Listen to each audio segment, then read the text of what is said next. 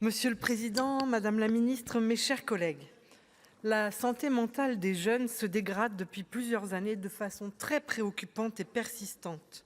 Le Conseil économique, social et environnemental l'a à son tour pointé dans un récent avis. 75% des troubles psychiques se développent avant 25 ans. Au collège et au lycée, plus d'un élève sur deux exprime un mal-être récurrent et un lycéen sur 4 déclare avoir eu des pensées suicidaires au cours de l'année. Chez les jeunes adultes, les épisodes dépressifs, les tentatives de suicide ou les idées suicidaires sont également en hausse. Ces constats rejoignent les travaux que nous avons menés ici même avec Jean Sol et Daniel Chassaing, qui ont abouti, vous le savez, au rapport que nous avons intitulé « Santé mentale, pas de grande cause sans grands moyens ». Et je me félicite d'ailleurs que la santé mentale soit reconduite grande cause pour l'année 2026. Espérons que les grands moyens soient aussi au rendez-vous. C'est dans ce contexte que nous examinons la proposition de loi de notre collègue Alain Milon visant l'intégration des centres experts en santé mentale dans le code de la santé publique. Elle a été remaniée par la rapporteure Chantal Deseyne et la commission des affaires sociales. Et si je peux me permettre, comme on dit chez moi, c'est un peu moins pire que si c'était pire. Cette réécriture concerne donc désormais l'ensemble des centres acteurs de troisième recours qui seraient reconnus dans le code de la santé publique et pas uniquement la cinquantaine de centres experts de la Fondation fondamentale. Les critiques portées sur les centres experts de fondamentale sont en effet très nombreuses. J'en rappellerai ici que quelques-unes. La Fédération hospitalière de France pointe par exemple qu'ils n'ont fait l'objet d'aucune évaluation, contrairement à l'usage qui prévaut avant toute généralisation. Selon la Fédération hospitalière de France, les besoins en niveau 3 dans la gradation des soins se portent davantage vers des centres ressources que des centres experts. Le temps qui m'est imparti ne va pas me permettre de développer ça.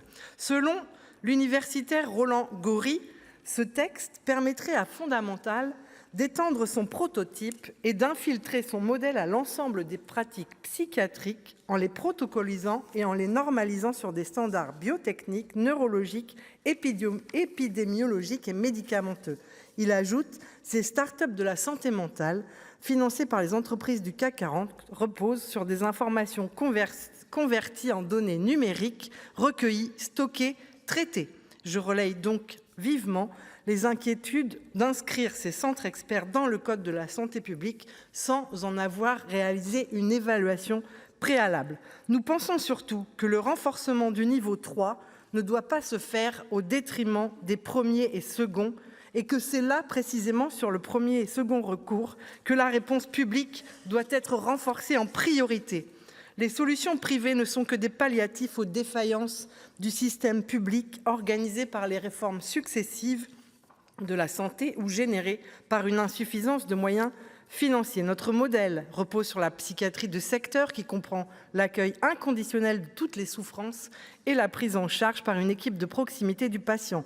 Ce modèle a malheureusement été écorné, il souffre de manque de moyens, de manque de professionnels de santé, mais nous sommes convaincus avec les professionnels de son efficacité. L'urgence est donc à conduire à un effort de valorisation des métiers de la psychiatrie, à investir dans nos établissements publics comme celui du Rouvray dans mon département par exemple, où la vétusté de certains bâtiments est indigne des patients accueillis et agit comme un repoussoir pour les jeunes professionnels. Pourtant, ce centre ne manque pas d'atouts. Il dispose par exemple d'un département de recherche. Mais comme l'indiquait aussi fort justement le professeur Raphaël Gaillard, auditionné par notre commission à votre initiative, cher collègue Milon, attention au risque d'un divorce entre les structures universitaires de pointe et les structures de secteur qui se développeraient au détriment des patients. Face à la crise de la santé mentale, notre système public de prise en charge est insuffisamment soutenu et les professionnels manquent de reconnaissance.